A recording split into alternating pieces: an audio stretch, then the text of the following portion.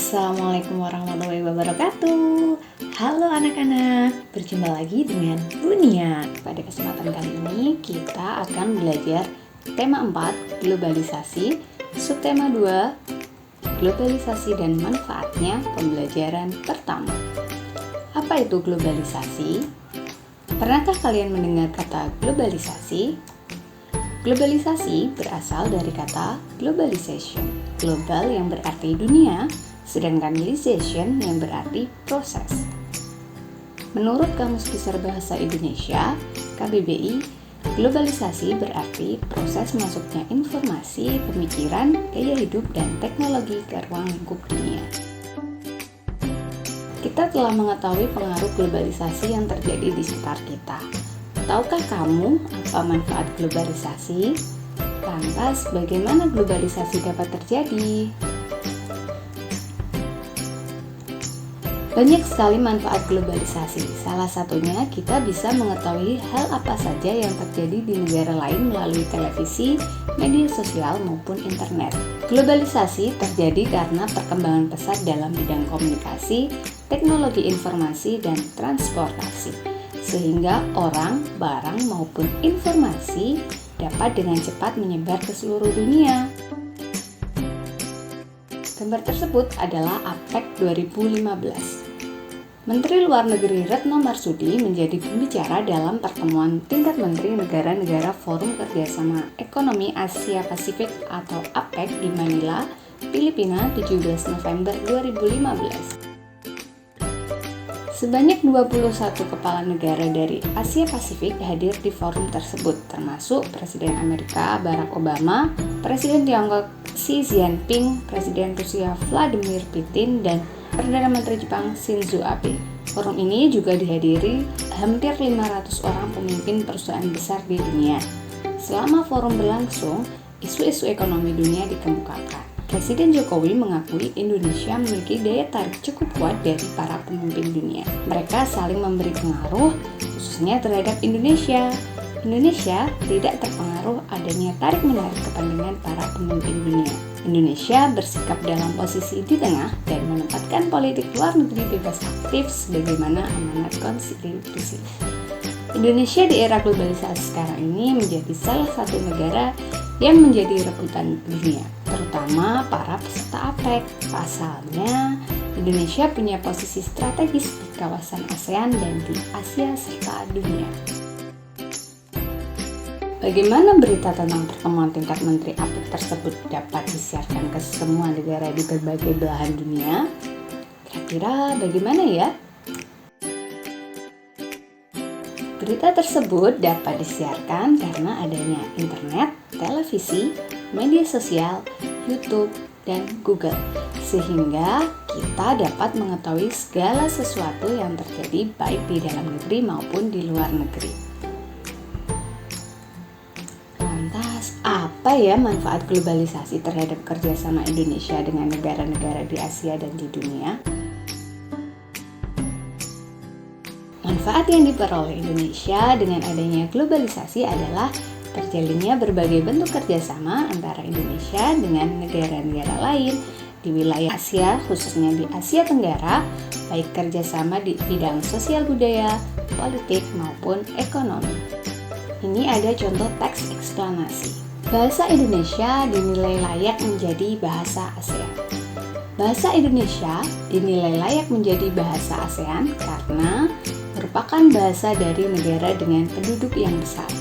Bahasa Indonesia berasal dari negara dengan penduduk sekitar 250 juta. Seharusnya bisa menjadi bahasa ASEAN. Kata Guru Besar Tetap Bidang Linguistik Universitas Mataram Profesor Dr. Mahsun MS di gelar Wicara Internasionalisasi Bahasa Indonesia di Universitas Negeri Jakarta pada hari Kamis. Menurut Mahsun, bahasa Indonesia memang hanya memiliki 90.000 kosakata, tetapi mempunyai strategi gramatikal untuk menciptakan kata baru. Sehingga bahasa Indonesia merupakan bahasa yang kaya. Misalnya, dari kata hati banyak dikembangkan menjadi mata hati, jatuh hati, patah hati, dan lainnya. Atau dari kata anak berkembang lagi menjadi peranakan, kekanakan, kanak-kanak, dan sebagainya. Jelas maksud. Pada kesempatan yang sama, budayawan Indonesia Frans Magnis Suseno atau akrab disapa Romo Magnis menilai bahasa Indonesia layak menjadi bahasa global. Dalam bahasa Indonesia, kita bisa ungkapkan apa saja. Jadi, masuk akal kalau bahasa Indonesia diakui di ASEAN. Bahasa Indonesia itu sempurna, tidak kaku, dan bisa berkembang, ujarnya. Oleh sebab itu, ia menyayangkan semakin banyak generasi saat ini yang merasa lebih percaya diri menggunakan bahasa Inggris sebagai bahasa utama ketimbang menggunakan bahasa Indonesia. Bagi saya, mengherankan orang Indonesia pakai bahasa Inggris di rumah. Kemampuan bahasa Inggris cukup dipelajari sebaik mungkin sebagai bahasa asing. Saya dukung orang kita bisa bahasa asing, bisa maju. Tetapi kalau bahasa Indonesia sebagai bahasa ibu diganti, rasanya kosong karena tidak menyentuh ke hati. Jelas Romo Magnis yang belajar bahasa Indonesia sejak tahun 1962 itu. Sumber www.antaranews.com. Nah, sekarang ayo berlatih. Dari bacaan tersebut, tuliskan informasi penting apa yang ada dalam setiap paragraf pada diagram berikut. Paragraf pertama, topik masalah. Paragraf kedua, deret penjelas. Kemudian paragraf kedua lagi, deret penjelas. Sedangkan paragraf ketiga, simpulan dan pesan atau pendapat pribadi penulis. Paragraf pertama, bahasa Indonesia layak menjadi bahasa ASEAN karena merupakan bahasa dari negara berpenduduk terbesar. Paragraf kedua, menurut Mahsun, bahasa Indonesia memang hanya memiliki 90.000 kosakata, tetapi mempunyai strategi gramatikal untuk menciptakan kata baru. Kemudian, menurut Frans Magnis Suseno, bahasa Indonesia layak menjadi bahasa global karena bahasa Indonesia itu sempurna, tidak kaku, dan bisa berkembang. Paragraf ketiga, Romo Magnis Suseno menyayangkan semakin banyak generasi saat ini yang merasa lebih percaya diri menggunakan bahasa Inggris sebagai bahasa utama ketimbang menggunakan bahasa Indonesia. Bagaimana posisi dan peran Indonesia di bidang politik dalam kerjasama dengan negara-negara di wilayah Asia Tenggara? Kerjasama Indonesia dengan negara-negara di Asia Tenggara di bidang sosial budaya di masa globalisasi.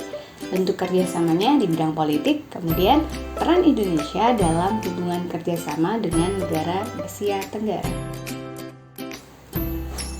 Bentuk kerjasama Indonesia yang pertama, mempererat hubungan politik antar negara anggota ASEAN.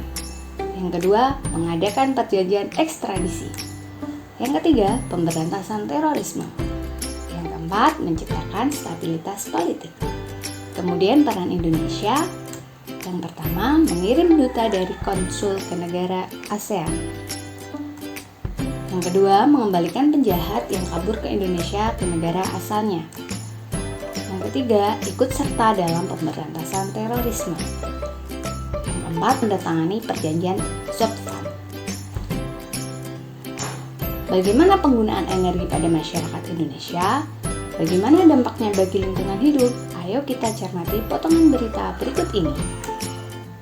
Bacalah teks di samping. Belakangan ini banyak bermunculan masalah pemborosan energi.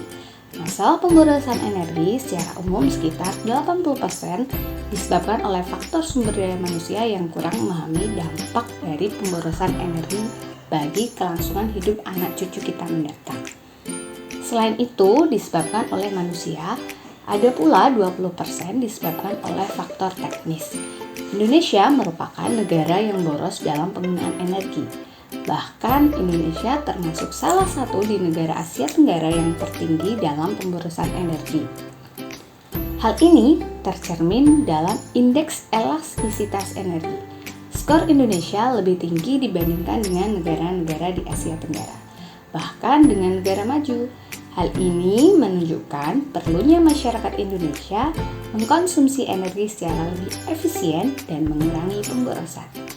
Dampak dari pemborosan energi sebenarnya sudah kita rasakan. Hal ini terasa dari peningkatan suhu global. Meningkatnya suhu global menyebabkan naiknya permukaan air laut, meningkatnya intensitas fenomena cuaca ekstrim, lebih lamanya cuaca panas daripada cuaca dingin, dan hilangnya gletser, serta akibat-akibat lainnya. Jika fenomena ini terus terjadi tanpa antisipasi dan penanggulangan, mungkin kelangsungan hidup manusia akan terancam. Kita akan melakukan percobaan lampu hemat listrik. Alat dan bahan: 1 buah lampu bolam 5 watt, 1 buah lampu LED 5 watt, 1 buah lampu neon 5 watt, 1 buah dudukan lampu, beberapa batu baterai 1,5 volt, setengah meter kabel, gunting, isolasi, 1 buah kotak atau kardus bekas mie instan.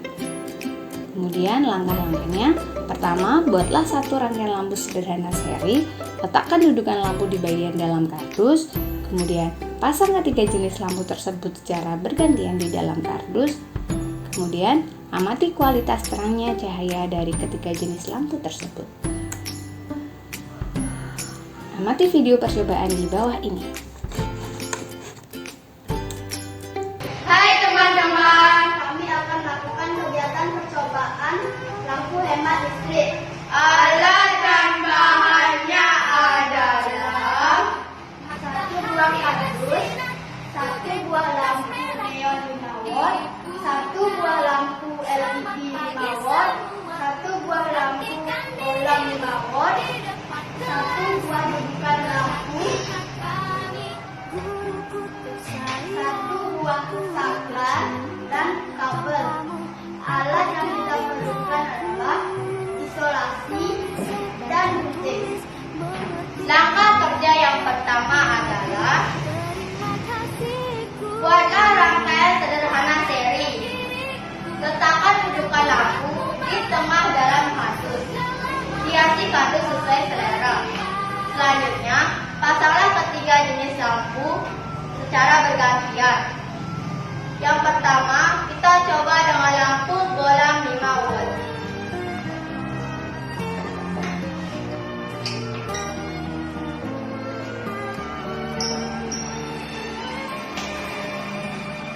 Selamat pagi semua, ku nantikan dirimu di depan kelasku, menantikan kami. Yang kedua, kita coba dengan lampu LED 5 watt. Apa jadinya aku, tak bisa baca tulis pengertiannya.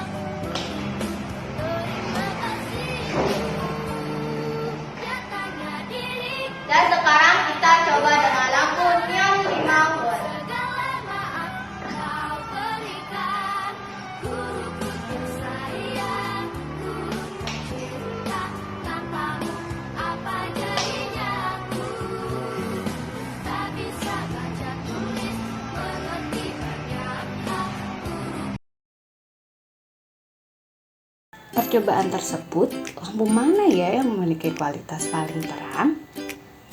Jawabannya adalah lampu LED.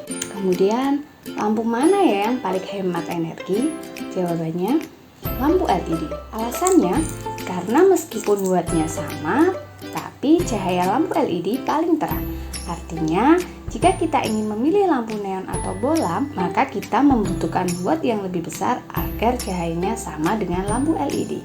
Kesimpulannya, lampu yang paling hemat energi adalah lampu LED. Karena meskipun wattnya sama, cahaya lampu LED yang paling terang dibandingkan dengan lampu bolam dan lampu neon. Sekian video kali ini, semoga bermanfaat. Terima kasih. Wassalamualaikum warahmatullahi wabarakatuh.